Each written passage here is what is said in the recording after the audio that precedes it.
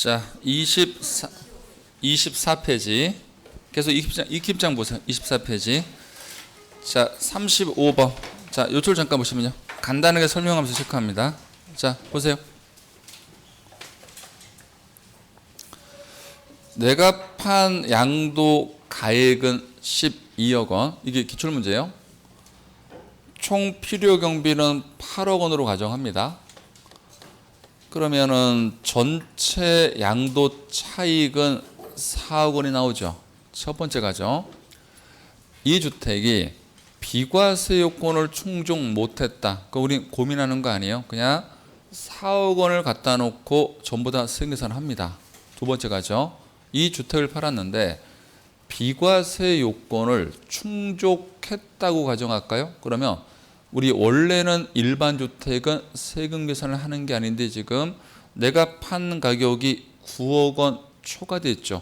이런 주택을 우리는 고가주택. 그러면 고가주택은 현재 어떤 제재를 하냐면은 내가 판 주택이 비과세 요건을 충족했다더라도 전체 비과세 주는 게 아니고 내가 팔아서 양도 차익을 얻은 이 4억 원 중에는 내가 판 가격 중에서, 그럼 판 가격이 양도가액 중에서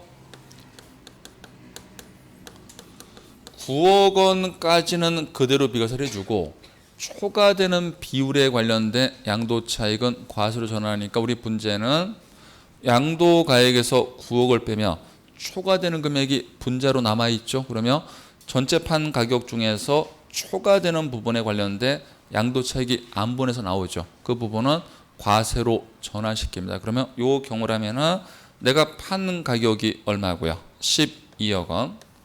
12억 원 중에서 9억 원까지는 그대로 비과세 해주고 초과되는 비율에 관련된 부분만 세금 과세하면 되니까 초과되는 금액이 얼마예요? 3. 그러면 전체 12분의 얼마? 3. 그러면 4분의 1이니까 얼마? 1억. 그러면 전체 내가 양도 차익은 4억 원 중에서 9억 원 이하 비율은 3억 원이라는 소리고 9억 초과되는 부분은 얼마? 1억 원이니까 1억 원은 과세로 전환. 이게 고가주택에 대한 제재. 그러면 여러분들이 문제 풀 때 비과세 요건을 충족한 고가주택은요 세금 계산할 때 간단합니다. 1단계 무조건 전체 양도 차익을 먼저 구하시고요. 우린 거기다가 안분만 하시면 돼요. 분모에는 양도가액, 분자에는 양도가액 마이너스 9억 원. 거기다가 필요하신 분은 적으세요. 35번 옆에다가. 이제 계속 익힘장으로 다 체크하고 끝냅니다.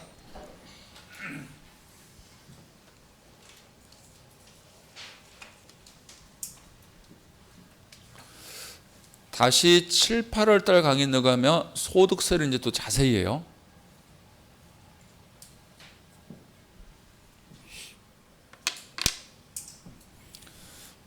근데 이것도 적어놓고 나중에 이게 무엇이죠? 또 그러는 거 아니죠? 막 숫자 보면서 이건 또 뭐냐 막 그러는 거.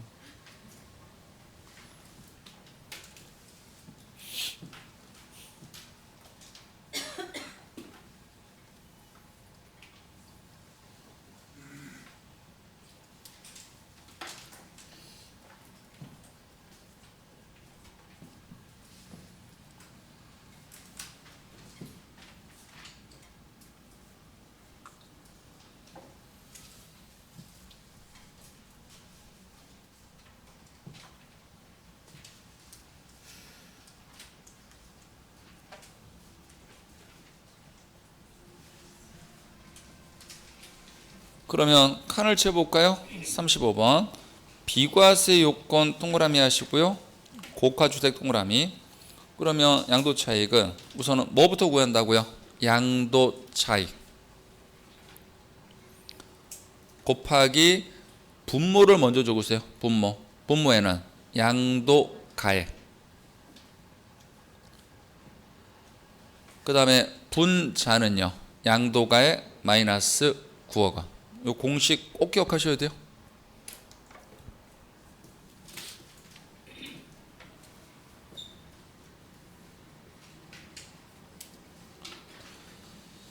자, 36번도 간단합니다. 36번은 적으세요. 참 다행이다. 작년에 이미 복잡하게 계산 문제 냈어요. 그래서 올해는 그냥 편안하게 보시는 거예요. 편안하게. 개념만 하시면 돼요. 잠깐 이쪽으로 보시면요. 자, 단순하게 가정해 볼게요. 전체 취득 가액은 자, 앞에 보실래요? 8천만 원이고요. 현재 증여 당시 평가액이 5억 원으로 가정합시다. 그럼 우리가 일반적으로는요, 증여 당시 평가액으로 증여를 해요. 물론 뭐 평가액이 아닌 금액으로 증여할 수 있겠죠. 그럼 나중에 가산세 문제가 되니까. 그래서 이렇게 됐고, 여기에 채무가 1억 원이 설정됐다 가정을 해볼까요? 그럼 요겁니다. 옛날에 내가 8천만 원에 취득한 부동산을 현재 부동산 가치가 5억 가는데 이것을 단순하게 증여를 해주는 게 아니고 5억을 은행에 담보로 맡기고 돈을 빌려 써서 여기에 갚아줘야 될 근저당권 채무가 1억 설정되어 있는데 이 채무를 수중자가 은행 가서 대신 갚아주는 조건으로 증여해 줄 수 있죠. 우리 이것을 어떻게 배웠어 지금까지? 부담부 증여. 그러면 부담부 증여는 지금까지 어떻게 항의를 했냐면 부담부 증여는 전체 증여 가액 중에서 요 금액하고요. 요 금액은요. 거의 우리 시험은 일치하게 내요. 왜? 증여 당시 평가액으로 뭐를 하니까? 증여를 하니까. 다만 금액이 다르다면 다른 금액을 쓰는데 그걸 낼 수는 없습니다. 그래서 요 금액과 요 금액은 뭐다? 같다고 생각하시면 돼요. 그래서 증여 당시 평가액으로 뭘 한다고요? 증여한다고 시험에서 가정을 주니까. 그러면 이 증여가액 중에서 채무액에 상당하는 비율은 무슨 거래로 본다고요? 유상거래로 본다. 그러면 이 케이스라면 증여가액이 얼마고요? 5억 원. 채무를 부담한 게 얼마입니까? 1억. 그러면 전체 거래가액 중에서 몇 분의 몇? 5분의 1 비율만 유상거래. 나머지는 무조건 무슨 거래? 증여. 그러면 자 간단합니다. 전체 현재 가격이 얼마예요? 5억. 그럼 5억 중에서 5분의 1을 하면 얼마? 1억. 그러면 이게 부담부 증여를 했을 때 양도가액으로 안분되는 것이고 전체 취득가격은 얼마입니까? 8천. 8천 중에서 우리는 몇 분의 몇만? 5분의 1만 유상거래니까 8천 곱하기 5분의 1이면 얼마예요? 또 답변 안 하신다. 또 승질 날라래. 참아야지. 자, 얼마예요? 1600. 지금 난 무시한 거죠. 1600. 그러면 시험 문제에서 부담부 증여 양도가액을 물어봤다면 얼마로 답을 하시고 1억 원.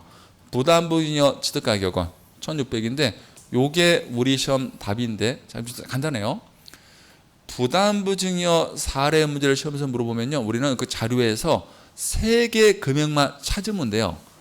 취득가격 얼마라고 줘요. 눈에 보이게끔. 증여 당시 평가액 얼마라고 줘요. 그리고 채무란 말 줘요. 이 증여 당시 평가액으로 증여를 하고 그럼 우리는 요 금액 갖다 놓고 안분만 하시면 돼.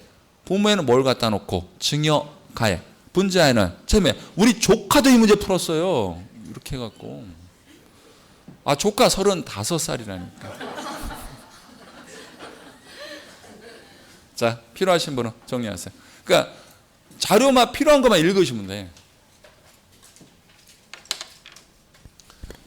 7, 8월 모의고사 볼 때 원 없이 풀어볼 거 이것도. 그러니까 7, 8월 달이 제일 중요해요. 강의가 여러분들이. 고생만 하시 2달만 딱 고생하시면 점수는 한 20점 팍 뛰어요.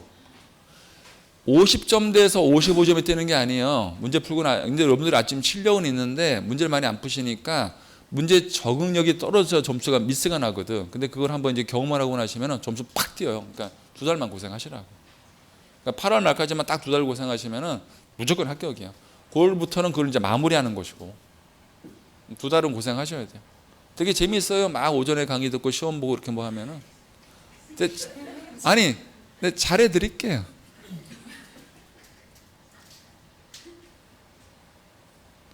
그리고 점수 너무 연연하시면 안 돼요. 그러니까 세법 같은 경우는 여러분들 그 점수 평균점 올려드리려고 점수 안 내요. 시험 문제 안 냅니다. 실제 시험에 맞게끔 내드리지.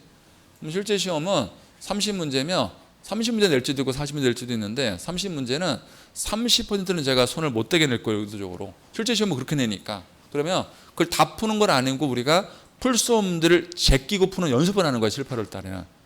제가 나중에 푸는 요령 말씀드릴게요. 우선 진도부터 끝내놓고. 요거 필기했어요? 그럼 책을 보시면요. 동그라미 1번. 부담부 증여 양도가액을 물어보며 평가한 가액을 준단 말이 지금처럼 얼마라고 이 자료 갖다 놓고 곱하기 안 분하면 되죠. 증여 분모에는 뭘 줬고요. 증여 가액. 분자에는 채무에.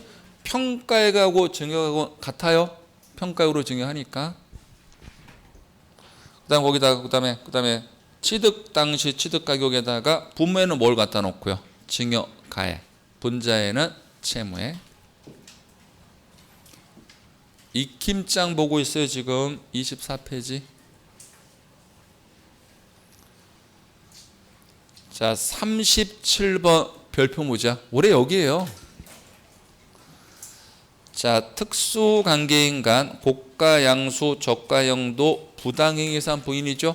그럼 부당한 행위가 적용되면 우리가 계산한 걸 부인하니까 세금은 뭐로 들어갑니까? 시가. 시가와 거래가액 차액이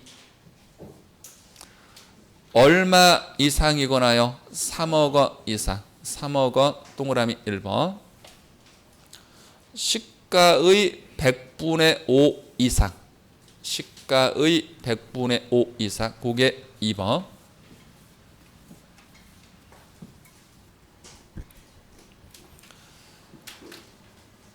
올해 답이라고 얘기했어요. 그러니까 그 35번하고 36번은 35번은 2년 전 출제가 됐고 36번은 작년에 출제했기 때문에 올해 출제 가능성 거의 희박해요. 그러니까 출제하면 37번이라고요. 그렇다고 35번, 36번을 하지 말라는 거 아니에요. 그냥 편안하게 보시라고, 편안하게. 자, 38번. 배우자 동그라미 하시고요.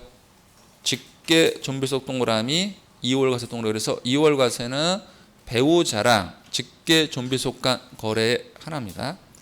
자, 여기서는 증여자와 수중자 관계가 자, 배우자 또는 직계 존비속. 배우자 또는 직계 존비속.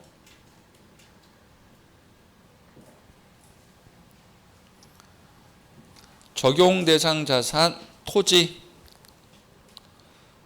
또는 건물이나 부동산을 취득할 수 있는 권리. 그 다음에 취득 동그라미. 다른 말 표현 쓰면 틀려요. 부동산을 취득할 수 있는, 우리 분양권 같은 거 말합니다. 그 다음에 시설물 이용권. 다른 건 절대 안 돼요. 이건 꼭 기억하셔야 돼요.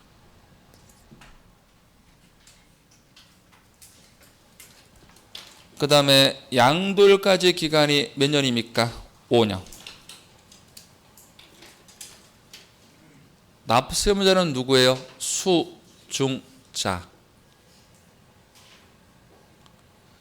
여기 연대납세의무가 있어요? 없어요? 없음. 취득가격은 어디로 갑니까? 증여자. 장기 보유와 세율도요. 증여자. 기납부 증여세는요. 양도 차익 계산 시 필요 경비로 산입. 다른 표현 쓰면 틀려. 아까 뭐 세액공자 이런 표현 쓸 수가 없다는 거. 양도 차익 계산 시 필요 경비로 산입. 자, 오른쪽 페이지 25페이지. 특수관계인과 증여 후 양도행위 부인인데 특수관계인인데 가로 2월 과세가 적용되는 배우자 및 직계 존비속의 경우는 제외. 특수관계 중에서 배우자랑 직계준비속은 뭘 먼저 적용하니까요? 2월 과세. 그거를 제외한 특수관계인. 역시나 몇 년이고요? 5년. 적용 요건 별표하시고요. 증여받은 자, 즉 수중자의 증여세라 양도소득세를 합한 세액이 증여자가 직접 양도하는 경우를 계산한 양도세보다 뭐한 경우? 적은 경우. 적은 동그라미. 요건 무조건 기억하셔야 돼요. 그러면 똑똑한 가족이죠. 그때는 과세관청은 이 똑똑한 가족을 눌러야 되니까 이 거래를 부인하고 누가 판 것으로 본다고요? 증여자가 직접 한 걸로 의존한다. 그럼 여기서는 납세 의무자가 누가 되는 거예요? 증여자. 이게 2월 과세랑 차이. 2월 과세는 부인을 하는 게 아니니까 납세는 그대로 수중자. 얘는 증여자. 그리고 연대 납세모 여기서는 있죠? 있음. 기납부 증여세는 아까 을 통장으로 제가 되돌려준다고 얘기했죠? 부가치수하고 수중자에게 환급. 요 환급할 때요. 이자까지 줘요. 아니 뭘 또 적어요 그거를. 자 40번 양도 차손 공제인데 자, 이거는 간단합니다. 이쪽 잠깐 보시면요. 여러분들 1호 자산 기억나요? 이 정도는 이제 기억나죠? 우리 1호가 뭐예요? 토지, 건물. 왜 여기서 또 침묵이 흘러요? 부동산에 관한 권리, 기타 자산. 요걸 합쳐서 몇 호라고 해요? 1호.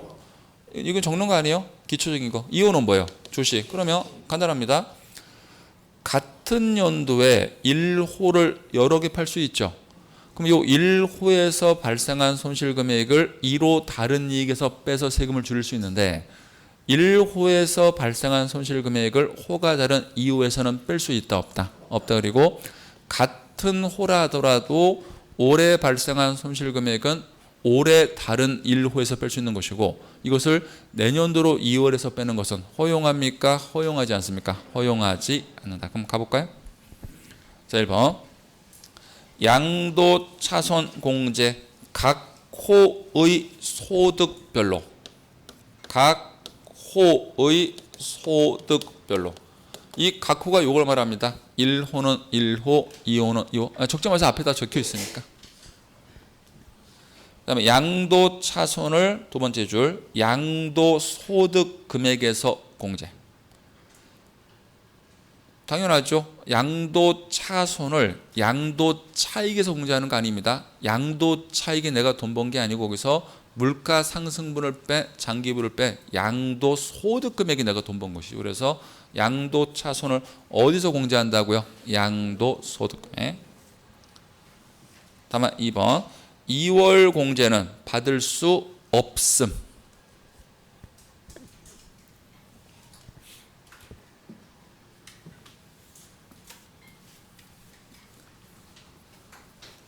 자, 그 다음에 41번 세율포인데 토지 또는 건물 및 부동산에 관한 권리세율인데 첫 번째 주택 및 조합원 입주권 제외요. 그러면 주택 및 조합원 입주권은 그 밑으로 갑니다.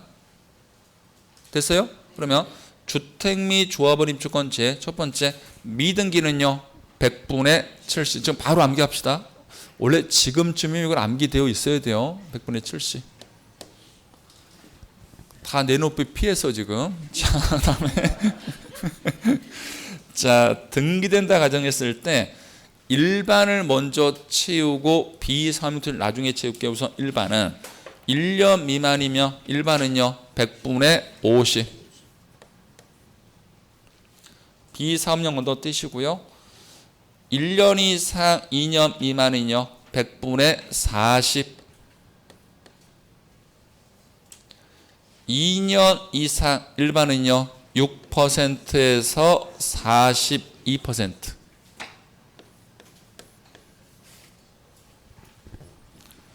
요까지 채웠어요. 그 다음에 비사업용 토지로 갈게요. 자, 비사업용 토지. 자, 1년 미만이면 세액 앞에 큰 자를 집어넣었어요. 큰 세. 그러면 동그라미 1번으로도 세금을 계산하고 2번으로도 세금을 계산해서 뭐로 간다고요? 큰 세. 여기서 세율이 큰 게 아니고 세액 나온 걸 비교해서 뭐로 간다고요? 큰 세. 그러면은 비사업용 토지를 1년 미만 부여했으면 단기 투기했으니까 단기 투기인 전체 금액의 100분의 50으로도 산출세액을 계산해보고, 우리 원래 비사업용 토지는 세율이 16%에서 52%죠. 요걸로도 세금을 계산해서 양쪽 산출세액 비교해서 뭐로 간다고요? 큰 세. 단기 투기는 억제해야 되죠. 그래서 일반적으로 과세 표준이 작다면은 이거를 적용한 게 크게 나올 것이고, 과표가 만약에 몇백억대 가면은 52로 적용한 게 클 수도 있으니까 양쪽 세액을 비교해서 뭐로 간다고요? 큰 세. 여기까지 채우셨어요? 그 다음에 1년 이상 2년 미만 비사업용 토지 역시나 이렇게 큰 세, 큰 자 적으시고요.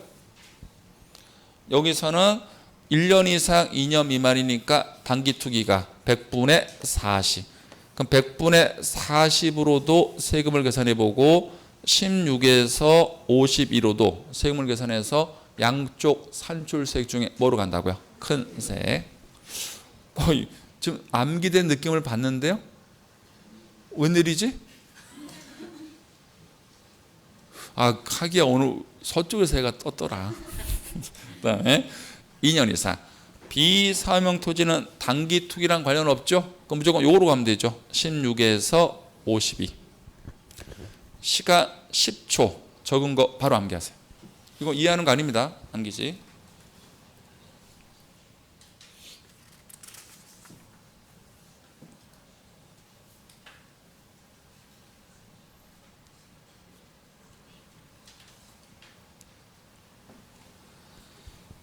여기까지 체크 끝났어요? 만약에 시험에서 물어보는 물건이 주택하고 조합원 입주권이며 밑에 칸으로 갑니다. 그러면은 역시나 미등기는 무조건 뭐로 가고요? 100분의 70. 여기서는 1년 미만이냐 1년 이상으로만 구분해요. 위에 거랑 2년 그 중간이 없다는 거. 그러면은 우선 일반을 먼저 채우죠. 일반지요. 1년 미만이면 단기 투기했죠? 뭐로 갑니까? 100분의 40. 얘는 40이에요. 우선 조정 대상 지역은 건너뛰시고요. 그 다음에 1년 이상 일반 지역은 이건 투기가 아니죠. 그럼 몇 퍼센트에서? 6%에서 42%. 이렇게 우선 일반을 채워놓고요.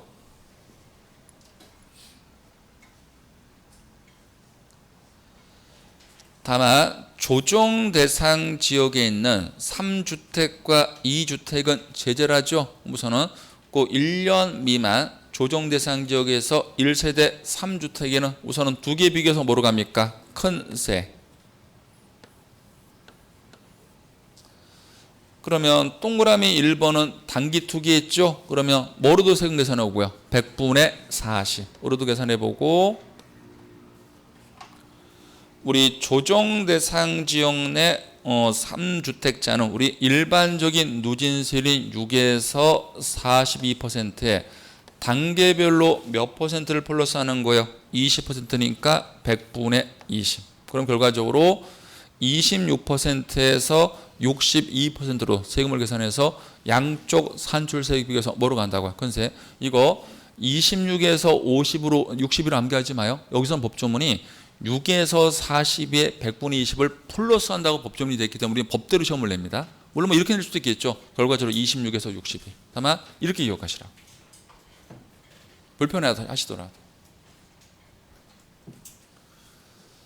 그 다음에 그 밑에 칸 1세대 2주택이 있어요.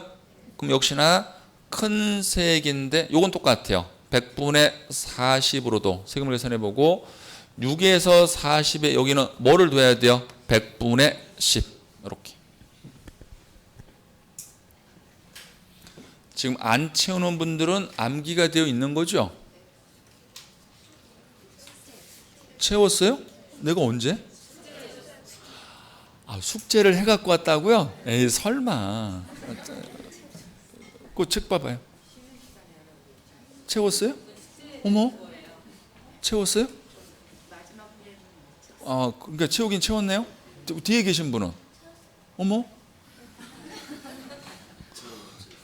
강의 20년 만에 숙제 냈는데 해갖고 학원이 올해 은평이 처음이에요. 박수 박수. 와. 그러면 여러분들은 다 합격이야. 박수 박수.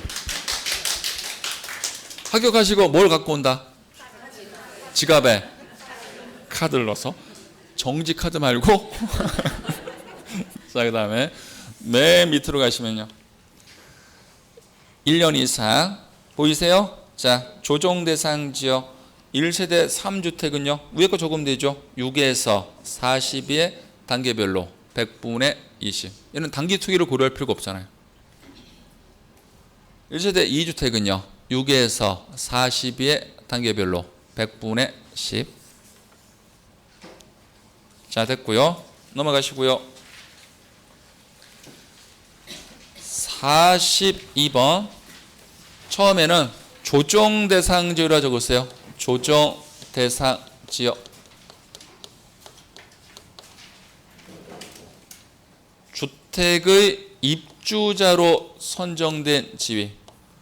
그러면 조합원 입주권이 있고 분양권이 있죠. 근데 뭐는 제외돼요? 조합원 입주권은 제외. 가로에 조합원 입주권은 제외. 그러니까 조합원 입주권은 높은 세율로 가지 않습니다. 그럼 여기서 말하는 것은 분양권을 말하는 거예요. 분양권. 분양권은 조정 대상 지역에 있는 것을 제재합니다. 얘들은 일반적으로 뭐로 간다고요? 100분의 50.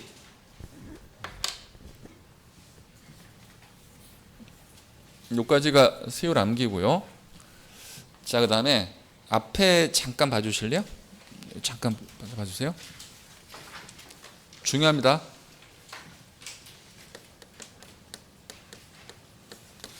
증여자가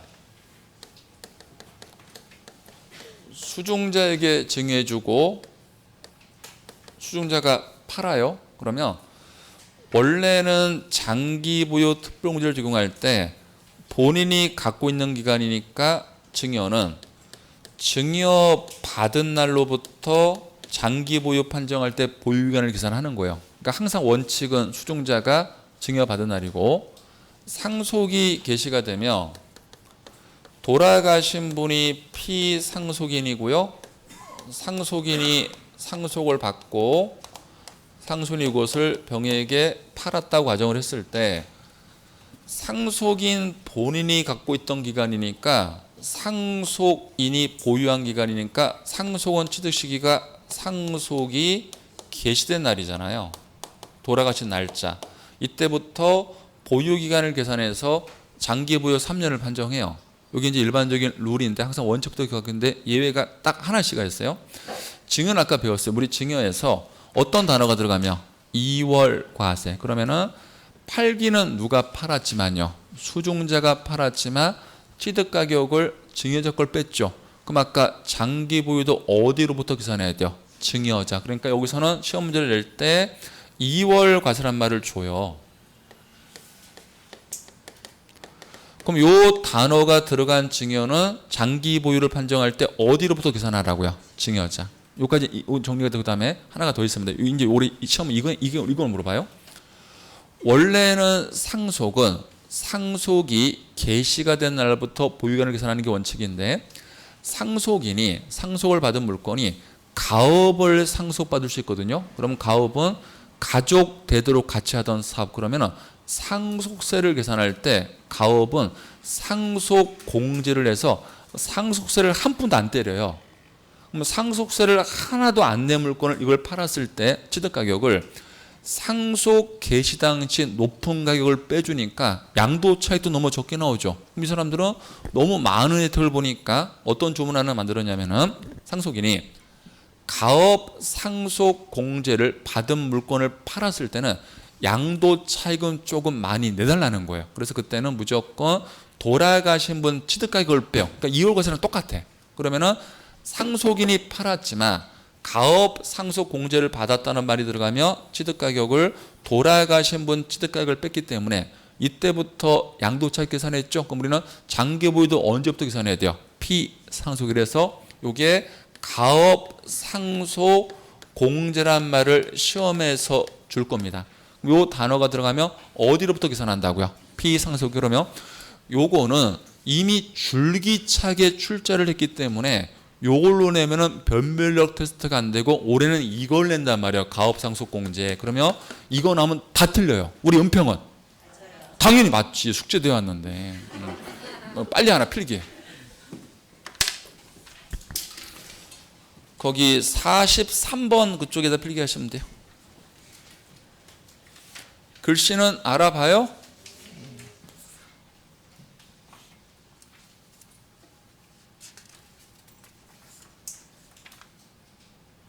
오늘 10분 정도까지 해야 돼요. 1시 10분.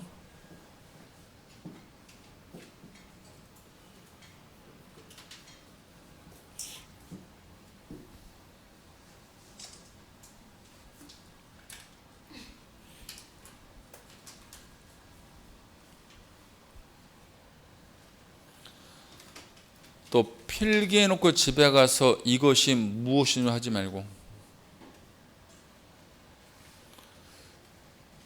근데 여러분들은 그 책상 위에 먹을 게 많네요. 하나씩 다 있네. 나는 왜 없어 근데? 숙제를 갖고 오면 뭐해? 뭐 먹을 걸 줘야지. 됐어요.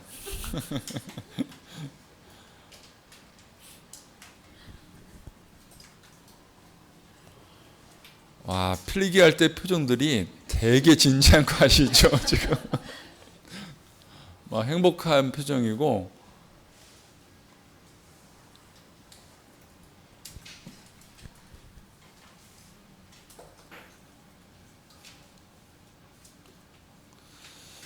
요 익힘장은 7, 8월 달에도 계속 암기해요. 그리고 갖고 오십시오. 계속. 제가 가끔 체크할 수 있으니까. 이거는 계속 봐드릴 거예요. 다른 학원은 안 보는데 은평은 제가 봐드릴게요. 갖고 오시라고 계속. 자, 다음에 칼을 채워봅시다. 43번. 장기 보유 특별 문제를 먼저 보실래요? 증여는 원칙이 증여받은 날이고 상속이 기재된 날인데 2번 2월 과산한 말이 들어가면 어디로 들어가야 돼요? 증여자. 가업 상속공제는요? 피상속인. 자, 세율도 똑같아요. 증여는 원칙은 증여받은 날. 2월 과세는 증여자. 그런데 상속이 달라져요. 상속은 장기 보유는요, 원칙은 상속 기재된 날이고 가업이란 단어가 들어갔을 때만 피로 되돌아가죠. 근데 세율은 안 그래요. 세율은 모든 상속 불문하고 돌아가신 분 취득 시점부터 보유기간을 계산해 줍니다. 그래서 어디로 되돌아간다고요? 피상속이. 우리한테 유리한 것이죠. 그게 가업이든 일반이든 상관 안 한다고요. 그러니까 보유기간은 항상 돌아가신 분하고 내 거를 합산해서 판단해 주는 게 우리한테 유리한 제도입니다. 이거는. 이거 채웠어요? 43번 별표 3개. 여기서 올해 무조건 답이에요. 지문이 아니고 답이에요. 44번. 양도소득세는 예정신고가 의무사항이죠. 토지, 건물, 부동산에 관한 우리 기타 자산, 우리 일반적인 거는 양도일이 속하는 달의 말일부터 2개월. 근데 토지거래 허가를 받기 전에 대금을 청산할 수 있죠. 그때는 허가일. 해제된 경우에는 해제일이 속하는 달의 말일부터 2개월.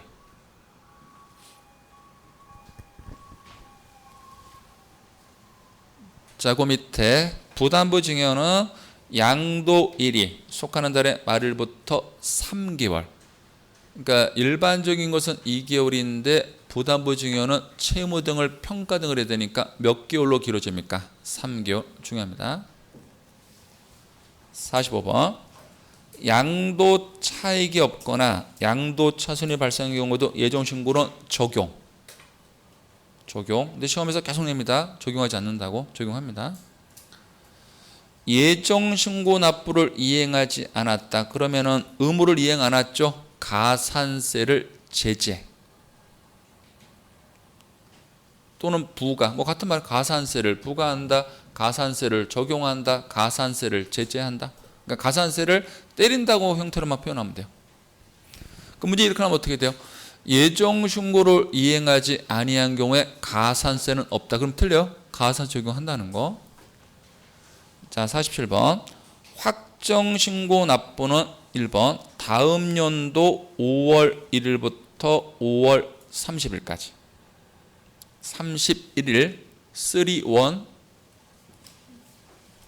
2번 예정 신고를 한 자는 해당 소득에 대한 확정 신고를 하지 아니할 수 있다. 이게 원칙이고요. 다만 당해 연도에 누진세율 동그라미.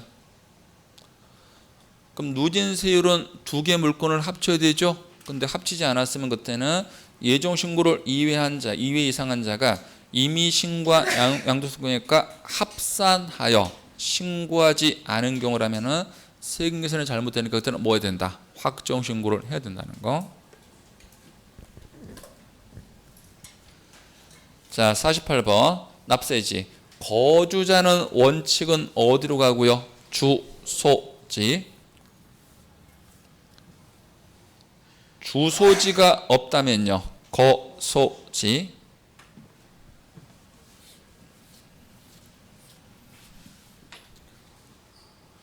자, 비거주자는 원칙이 어디로 갑니까? 국내 사업장 소재지.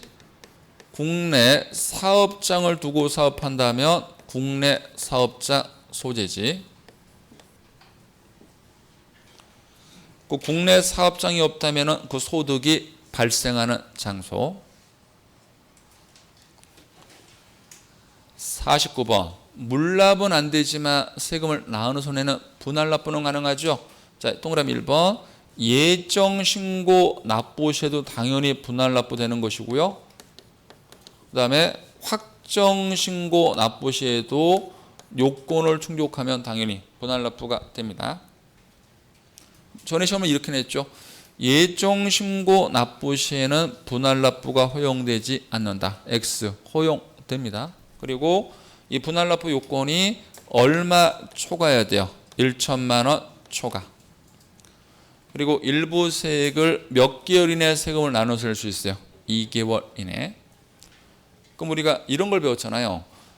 소득세는 요건 금액이 1천만 원이니까 우리는 1,000만 원을 기준으로 해서 1,000만 원 곱하기 2를 하죠. 얼마 나와요? 2천. 그러면 2천만 원 이하냐 2천만 원 초과냐에 따라서 분할 납부할 수 있는 금액이 달라지죠. 동그라미 기억 보시면 납부할 세액이 얼마 이하인 경우 2천만 원 이하. 그때는 얼마를 분납할 수 있어요? 1천만 원을 초과하는 금액. 그럼 기출문제가 이거 나왔잖아요. 예를 들어서 1,600만 원이다. 그때는 1,000만 원은 초과됐는데 2천만 원 이하니까 얼마를 분납합니까? 1,000만 원. 초과되는 금액이니까 얼마? 600. 그럼 이런 경우라면은 1,000만 원은 정상적인 날짜까지 갖다 내주고 분할 납부 가능한 일부 세액은 얼마 말하는 거예요? 600. 그다음에 니은을 보시면은 납부할 세액이 얼마를 초과하면요? 2천만 원을 초과하면 그 세액의 얼마까지? 100분의 50 이하. 100분의 50 이하. 그러면 최대 50%까지 분납 가능합니다. 그럼 예를 들어서 이게 기출문제였죠. 3,600만 원이면 우린 3,600만 원의 최대 50%까지 가능하니까 얼마까지 가능하다? 1,800. 그러면은 1,800만 원은 정상적인 날짜까지 갖다 내시고 분납 가능한 세액은 얼마 말합니까? 1,800.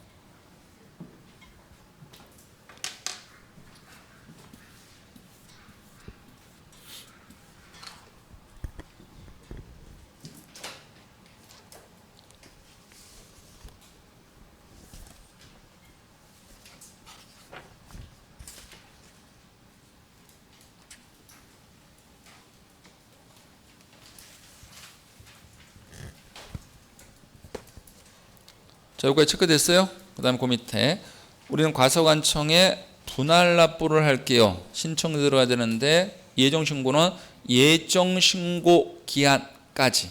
그럼 예정신고 기한 또는 확정신고는 확정신고 기한까지. 그러니까 마지막 날까지만 분할 납부를 할게요. 신청하면 됩니다.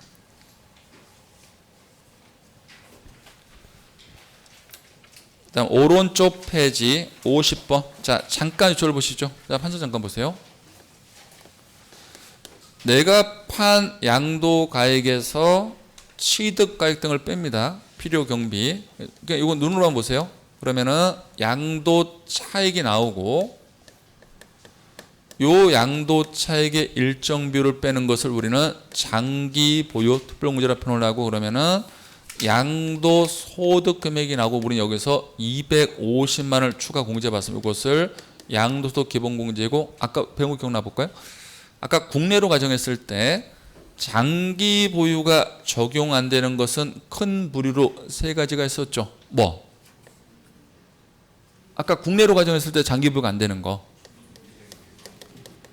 미등기, 조정 대상 지역, 국외. 맞나요? 써볼 거예요. 그 다음에 기본공제가 적용 안 되는 거.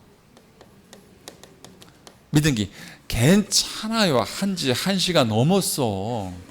그러니까 괜찮아. 그러니까 모르는 게 당연한 거야. 그러면 과세 표준이 나오죠.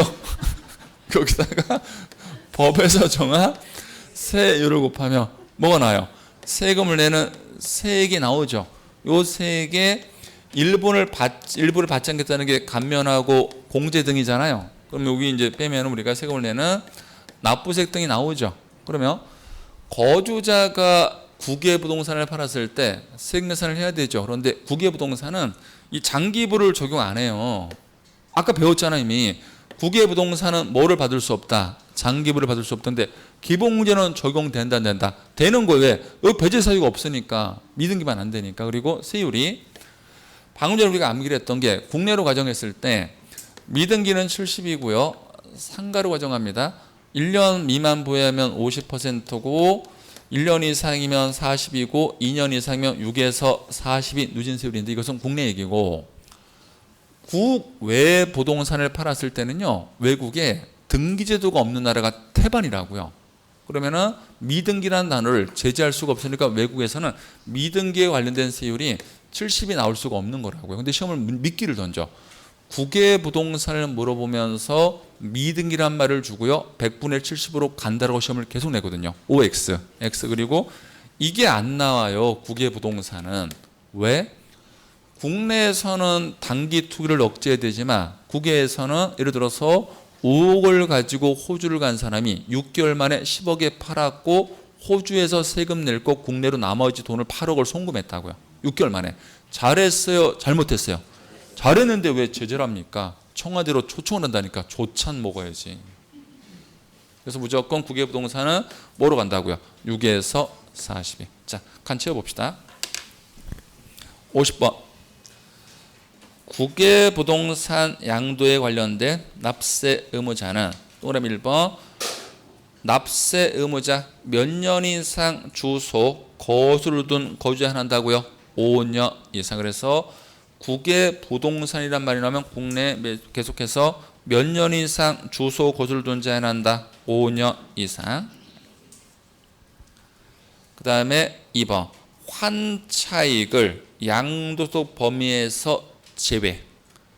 환차익은 뭐냐면 우리가 외국 화폐를 빌릴 수 있죠. 그럼 나중에 환율 변동으로 갚아야 될 돈이 줄어드는 경우는 우리가 환율 변동으로 차이를 계산했더니 이익 발생했죠. 이것은 금융거래로 들어가기 때문에 얘는 양도소득 범위에서 포함한다, 제외한다. 제외한다.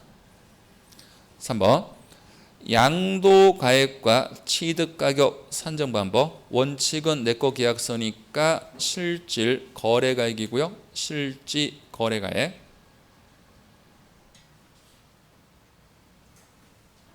요게 확인이 안 되면 뭐로 갑니까? 시가. 시장에서 거래되는 가격. 4번 장기 보유 투표용 문제는 배제. 5번 양도소 기본 문제는 적용. 6번 세율은 무조건 6%에서 42%. 그 다음에 외국에서 납부한 세액을 이중과세 조정해 주는데, 자, 세액 공제 방법과 요거예요. 앞에 보시면 외국에서 낸 세액을 요 산출세액에서 빼는 방법이 있어요. 이게 세액 공제 방법과 필요 경비 산입 방법. 그럼 요거죠. 요 필요 경비에 산입해서 양도차익을 줄일 수도 있다. 선택입니다. 그런데 뭐가 유리해요? 이게 유리하죠. 근데 왜 이게 선택 가능하냐면은 내가 올해 납부할 세액이 없는 경우 있죠. 그럼 세액 공제 못 받죠. 그때는 필요 경비로 산입해서 손실 금액을 크게 만들어 놓고 다른 거 파는 게 있다면 거기서 상계 처리하면 되니까. 그래서 세액 공제 방법이 있고 필요 경비 산입 방법 중 뭘 할 수 있다고요? 선택. 자, 51번 주거용 건물 임대업을 임대하고 임대로 받은 것을 과세할 것이냐 과세를 하지 않을 것인가 판정이 되는데 그 플로우 차트 하나가 한 문제짜리입니다. 자, 잠깐 판서 보시면요. 자, 마지막 고도의 집중력. 자, 보세요.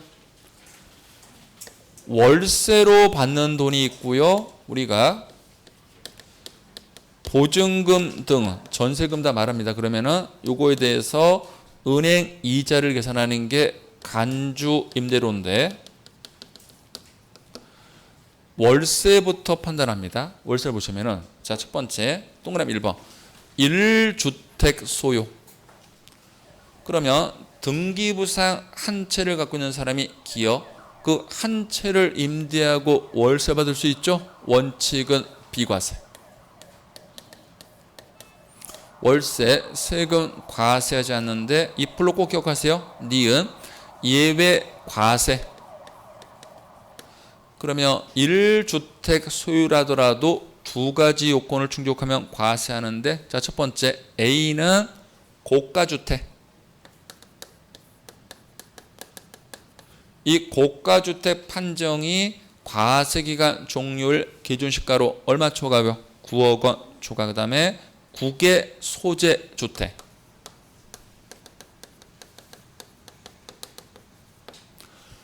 그러면은 얘들은 한 채 소유자라더라도 월세 받은 거 뭐 한다고요? 과세.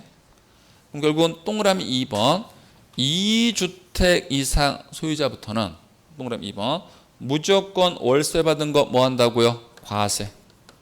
요게 월세 판정 답니다. 그럼 지금부터 주간 버리시고요. 잠깐 요처를 보시면요.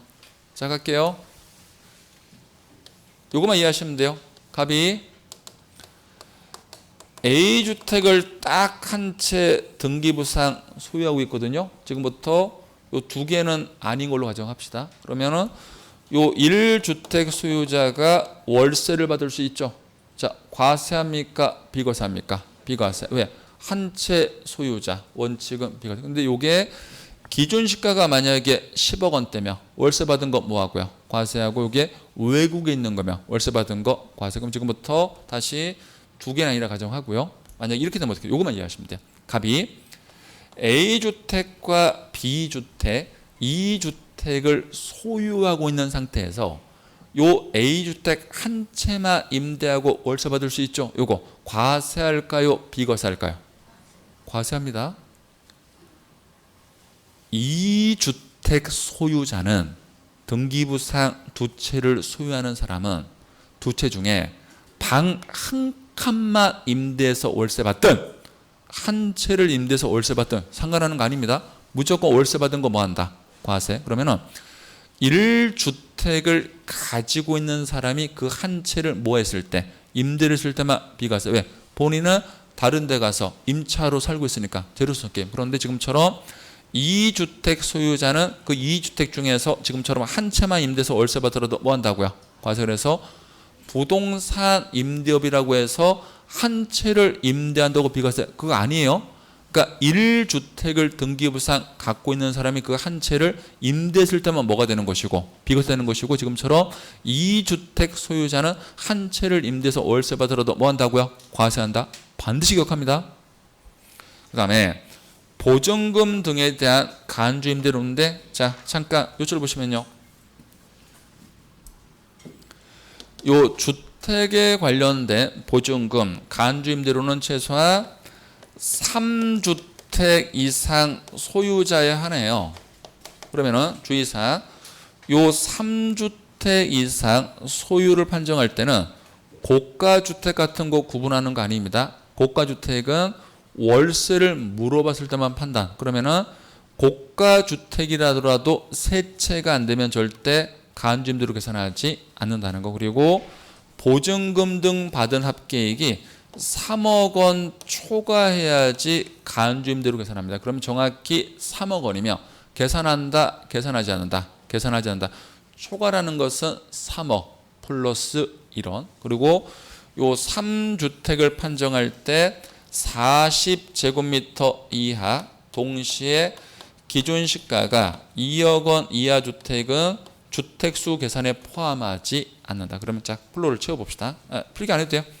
자 동그라미 1번, 1주택 소유는 뭐가 되고요? 비과세. 2번, 2주택 소유자도요? 비과세. 3주택 이상 소유자는 과세가 될 수 있는데, 가로 보시면 40제곱미터 이하, 동시에 기준시가 2억 원 이하 주택은 뭐 한다고요? 제외. 그러면 이제 여기서 나눌게, 동그라미 기억. 보증금 등 합계액이 3억 원 이하는 역시나 세금을 비과세. 보증금 등 합계액이 얼마를 초과해야? 3억 원을 초과해야 과세. 그래서 주택에 관련된 간주임대료는 두 개를 동시 충족해야 돼요. 몇 주택 이상인자? 세 채 이상이죠. 그리고 이 세 채를 판정할 때 고가주택 같은 거 판단하는 거 아닙니다. 그러면 고가주택이라도 만약에 두 채면 절대 간주임대로 계산합니까? 하지 않습니까? 하지 않는다. 그리고 보증금 합계액이 얼마 초과해야 돼요? 3억 원 초과. 요 폴로만 기억하시면 문제 다 풉니다. 그 다음에 52번. 그러면 지금부터 주택수를 계산해야 되는데, 부동산 임대업에서 그러면은 몇 채를 등기부상 소유하고 있는가를 이제 판정을 하셔야 되는데, 자, 첫 번째, 다가구 주택은 원래는 한 채로 봐요. 그런데 구분 등기가 됐다면 각각을 한 개로 보는 게 원칙. 그 다음에 공동 소유 주택을 별표 3개 하시죠. 올해 여기입니다, 답은. 자, 그러면 요절 잠깐 보실래요? 자, 예를 들어 볼게요. 주택은 한 채인데 앞에 보셔야 돼요. 갑 지분 비율이 50%고요. 을 지분 비율이 35%고 병 지분 비율을 15%로 가정했을 때, 지금 부동산 임대업은 원칙이 지분이 가장 큰 자만 소유 주택수에 포함이 됩니다. 그러면은 이 사람은 요 한 채가 있고 다른 자기 A주택이 있을 때 2주택 소유를 판정하니까 여기서 월세 받은 거 뭐가 된다? 과세가 되는데, 만약에 병은 요 주택이 주택수에 안 들어가죠. 그럼 이 사람이 C주택이 있으면 몇 주택 소유로 보니까 1주택 소유니까 요거 월세 받는 거 과세한다, 비과세한다? 비과세한다. 자, 그런데 요까지가 작년 규정인데 올해부터 새로 신설된 게 있습니다. 요 을하고 병도요, 두 가지 요건 중에 어느 하나만 충족한다면 올해부터는 주택수에 들어갑니다. 둘 중에 하나인데, 자, 칸을 보시면요, 원칙은 지분이 가장 큰 사람인데 동그라미 2번 예외, 주택 임대 소득이 600만 원 이상. 그럼 앞에 볼까요? 을이나 병이, 을이 주택 임대 소득이 1년에 600 이상, 병도 600 이상이며 을도 몇 채로 보고? 한 채. 병도 한 채. 또는 기준 시가 9억 원을 초과하는 주택의 100분의 30을 초과하는 지분을 보유하고 있는 자는 주택수에 포함됩니다. 만약에 봐봐요. 이 두 사람이 600만 원은 아니라 가정을 할게요. 임대소득이. 그러면은 원래 포함이 안 되는데 만약에 이 주택이 10억 원대고 그러면 9억 초과됐죠. 그다음에 얘는 지분비리 30이 초과됐죠. 포함될 수가 있다는 거. 그래서 둘 중에 하나만 충족한다면 지분이 크지 않은 사람도 주택수에 포함이 돼서 이제 임대업을 강화를 시킨다는 거. 요거는 꼭 기억하셔야 돼요. 지금 제가 한 말 이해 가시죠? 여러분? 그 다음에 전대하거나 전전세하는 거 당연히 임차인 전세받은 주택으로 계산하고 그 다음에 그 밑에 본인과 배우자 주택은 동그라미 1번 원래는 합산합니다. 앞에 보실래요? 남편이 한 채 보유하고 계시고 아내가 한 채를 보유하고 계시면은 몇 채 소유로 본다? 두 채 소유로 보니까는 이 사람들이 월세 받은 것은 뭐 한다고요? 과세하는데 남편 주택수와 아내 주택수를 합치더라도 합치지 않는 게 있어요. 악용 이렇게 법조문 좀 이상한 걸 예를 들어서 주택은 원래는 한 채인데 지분을 갖고 있는 경우 있죠. 그러면 남편 지분 비율이 60%고 아내 지분은 원래는 40. 그럼 원래 지분을 갖고 있으면은 원칙은 지분이 가장 큰 자만 포함되죠. 그럼 원래는 남편만 한 채니까 이 지분 한 채인데 만약에 아내분이 이 주택이 만약에 9억 초과되는 주택일 수 있죠. 그럼 아내분도 30% 초과되니까 지분이 주택수에 들어가죠. 그런데 문제는 이 아내분이 이게 주택수에 들어간다고 이 집을 두 채로 볼 수는 없잖아요. 처음부터 한 채였으니까 물리적으로. 그래서 남남간 거래라면은 지분이 작은 사람도 주택수에 포함되겠지만 지금은 같은 부분이니까 이런 공동소유주택은 그냥 무조건 누구한테만 지분이 큰 자한테만 포함시켜서 몇 채로 봐야 돼요? 한 채로 보는 게 맞죠. 이걸 두 채로 본다는 건 말이 안 되니까. 그래서 밑에 보시면은 공동소유주택은 누구한테만 포함시킨다고요? 지분이 더 큰 사람.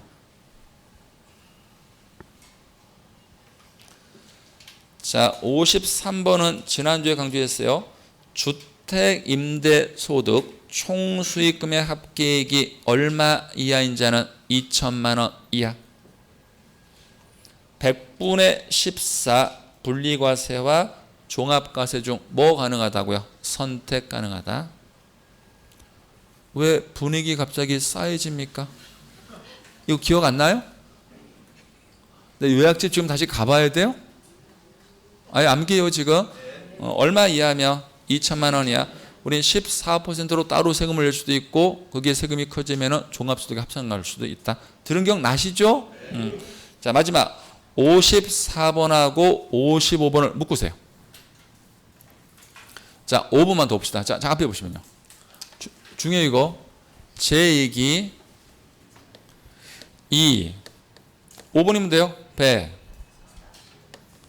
사 근 연기 이 6개를 합쳐서 한꺼번에 종합소득세로 세금 부과하죠. 그럼 제가 예를 들게요. 제가 현재 회사 친구 임원으로 돼 있어서 월급을 좀 받는데 많이는 못 받아요. 1년에 2억. 지금 진실을 얘기하고 있는 거예요. 제가 아직은 30대니까 진실이에요. 연금을 받은 라인은 아니죠.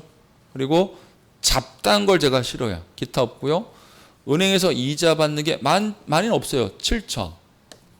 삼성에서 배당 받는 게 2천. 많이 못 벌었네. 자, 저는 1년에 얼마 벌었나요?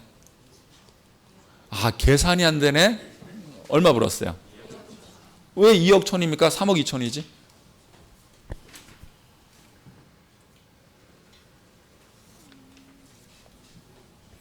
아, 밥 시켜. 금방 나갈게. 밥 식는다고. 자, 여자. 아니, 뭘 여기까지 그래요? 봐봐요. 그러면 왜 이게 얼마의 토탈? 2억 9천. 제가 뭐라 그랬는데? 내가 언제 그랬어? 그러면 저는 2억 9천 벌었죠. 근데 제가 사업을 하다가 손실이 났네. 마이너스 2억 7천. 그럼 저는 1년에 돈 얼마 번 거예요? 2천. 그러면 이게 무슨 소리가 하면 사업을 하다가 마이너스가 나면 그때는 이 마이너스를 종합소득 계산할 때 다른 이익에서 뺄 수 있어요. 그럼 저는 그냥 1년에 얼마 번 거로 취급한다. 2천 번으로 취급. 그러면 이 뺄 때 이거 쳐봤죠? 밑장을 먼저 빼시라고. 그래서 이 사업에서 발생한 손실 금액을요, 근로에서 먼저 빼요. 2억에서. 남으면 연금, 남으면 기타. 그리고 남으면 위에서 다시 이렇게 내려오는 거예요. 그래서 빼는 순서가 어떻게 뺀다고요? 근, 연, 기, 200. 그러면 2억 7천은 어디서 먼저 빼고? 2억. 그럼 얼마 남아요? 7천. 빼는 거 없죠? 위로 가셔야 돼요. 이자에서 얼마 빼고? 7천. 그럼 우리는 배당만 2천 남는 거예요. 됐죠? 그런데 제일 중요한 거. 부동산 임대업도 사업 맞죠? 그런데 이 부동산 임대업은요, 주거용 건물 임대업자만 이 손실 금액을 이렇게 뺄 수 있어요. 그러면 임대업이 상가 임대업자면 근연기 2배에서 뺄 수 있다 없다? 없어. 그럼 만약에 이게 주거용이면은 이걸 뺄 수 있으니까 저는 2천만 번 걸로 취급되겠지만 이게 만약에 상가면 이게 없는 걸 보니까 저는 얼마 번 거다? 2억 9천. 중요합니다 이거. 자, 27번. 27페이지 맨 밑에 54번 지문 보시면 54번 첫 번째는 공제한다고 돼 있죠. 그러면은 주거용 건물 임대업에서 발생한 결손금은 종합소득 과표를 계산할 때 공제함. 여기까지 적었어요? 자, 55번 상업용 건물. 그럼 주거용이 아닌 겁니다. 그럼 뭐 상가든 토지든 공장이든 상업용 건물 임대업에서 발생한 결손금은 종합소득 과표를 계산할 때 공제합니까? 공제하지 않습니까? 공제하지 않는다. 이건 꼭 기억하셔야 돼요. 됐어요? 제가 하나를 체크 안 했거든요. 이건 제가 다음 주에 체크할 겁니다. 어디 체크 안 했냐면은 제가 다 기억해요. 2페이지 가봐요. 2페이지. 2페이지 거기 맨 상단에 5번 체크 안 했죠? 제가 머리가 천재거든요. 다 기억하고 있습니다. 신경 쓰지 마시고 체크해 드릴 테니까. 자, 요절 잠깐 보십시오. 자, 앞에 잠깐 볼게요. 자, 2, 3분만 더. 1, 2월 강의는요, 그냥 여러분들이 앉아있는 연습하시는 강의였고, 그러니까 강의랜다. 습관들이는. 그리고 3, 4월 달은 머리가 아픈 단계였고요. 왜? 이제 뭔가 좀 해보려고 했거든. 앉아있는 습관은 들고. 근데 뭐 아는 게 있어야지. 그 다음에 5, 6월 달은 과목별 선생님들이 난이도가 좀 올라갔죠. 뭔가 좀 해볼 만하니까 난이도가 올라갔거든. 그런데 여기까지는 워밍업. 워밍업이고, 제일 중요한 것은 7, 8월 달. 여기만 고비 넘어가시면 강의 경험사 거의 학교 시험 모임 나오세요. 다만 여러분들이 신경 쓰실 거. 이제 과목별로 진도표가 초등세법 진도표 나올 텐데, 진도표가 나왔을 때, 자, 말씀드릴게요. 세법은 점수 안 놔도 돼요. 그러니까 진도표를 보여드리지만 점수 안 놔도 되니까 예습은 따로 하지 마세요. 그러니까 다른 과목은 예습해도 되는데 세법은 시간 없잖아요. 그러니까 그냥 보고 오시고 오전 강의 들으시고 그냥 시험 보시라고. 그리고 시험 그 나와 있는 지문을 그냥 복습 위주로 암기를 하세요. 세법은 예습하고 뭐 시간이 부족해요. 그러니까 민법 같은 건 예습을 하고 오시면 좋은데 세법은 그럴 시간 없으니까 그건 제가 양보해 드릴 테니까 복습 위주로 공부하시면 되고, 만약에 7, 8월 달 우리가 시험을 보실 때 1주차는 이제 총론이 먼저 들어갑니다. 그러면 총론은 제가 처음에 한 30문제 내겠지만 뒤로 갈수록 범위는 제가 누적을 시킬 거예요. 세법은. 무슨 소린가 하면 2주차 시험을 볼 때는 2주차 거를 대부분 문제를 구성을 하고 앞에 몇 문제는 1주차에 봤던 것을 집어넣을 거예요. 바꿔서. 또 어떤 회에는요, 똑같은 걸 낼 수도 있어요. 조사는 안 바꿔. 근데 틀린다? 그거 되게 이상하거든요. 분명히 1회 때 봤죠. 냈던 문제를 제가 한 4회쯤 가서 다시 내. 똑같이. 지문도 안 바꿔. 근데 또 틀려. 그러니까 여러분들이 제가 드리고 싶은 말씀은 평균점 내가 40점대 나와도 되고, 뭐 옆에 짝꿍이 막 80점 나왔다. 아니, 짝꿍을 왜 불합니까? 10년째 공부하는데. 우리 1년째인데 신경 쓰지 마시고 여기서 점수가 몇 점이 중요한 게 아니고 이 지문을 내가 암기를 했느냐가 중요해요. 그러니까 이 지문을 다시 나왔을 때 틀린 안 된다. 다만 강의 경험상 한 번 틀린 걸 여러분들이 암기하죠. 그다음 맞출 것 같죠? 안 되더라고요. 3번 이상 틀리셔야 돼. 그러니까 문제를 중복해서 낼 테니까 걱정하지 마시고 그리고 지금 모의고사 같은 거 보실 때 많이 지금 점수들이 안 나오는 분들이 많죠. 근데 문제가 안 나오는 이유가 점수가 안 나오는 이유가 문제 푸는 요령 부족. 요거만 제가 잠깐 설명드릴게요. 1, 2분이면 되니까. 1번, 2번, 3번, 39번, 40번. 자, 문제 풀어요. 여러분들은 99% 1번부터 풀어서 내려가죠. 예? 7월부터 할 때 이런 거 하지 말 거. 내가 딱 와서 1번부터 풀면 머리카락 죄 뽑아버릴 거야. 집중. 1번 문제를 정직하게 풀으셨는데 1번 문제를 난이도 상 어려운 문제면 어떻게 할 거예요? 그날 컨디션 다 망쳐요. 무조건 앞에 푸는 세 문제는 먼저 푸는 세 문제는 그게 5번이든 10번이든 상관없어요. 어차피 문제 받으면 넘길 수 있다고. 그럼 내가 풀 수 있는 게 딱 눈에 들어와요. 그거를 항상 세 문제로 먼저 풀고 들어가시라고. 순서에 상관없이. 그리고 마음을 기분 좋게 하세요. 그리고 순서를 풀어 내려가. 그 다음에 기억해였고 그럼에도 불구하고 꼭 1번부터 풀 거예요. 여러분들은. 실제 시험은 반반 확률이라니까요. 어려운 게 걸릴 것이냐 쉬울 게 걸릴 것이냐. 그러면 어려운 거 올리면 어떻게 하실 거야? 그럼 컨디션 다 망쳐요. 그렇게 하지 마시고 무조건 세 문제는 풀 수 있는 거 푸시고 두 번째 1번부터 35번까지 풀었는데 시간이 부족해서 다섯 문제 못 풀었다. 그분은 시험 안 돼요. 그렇게 하시면 안 되고 1번부터 40번을 다 풀었는데 중간중간 몇 문제를 못 풀었다가 가야 돼. 무슨 소린가 하면 이제 몇 문제를 세네 문제를 딱 쉬운 걸 풀고 쭉 내려가다가 3번 문제가 이거 이상하거든. 배운 적도 없는 것 같고 지문도 막 길고 그러면은 왜 이걸 꼭 풀고 내려가야 돼요? 이걸 안 풀고 내려가면 막 여기 가시가 돋죠? 그냥 과감하게 스킵하고 내려가요.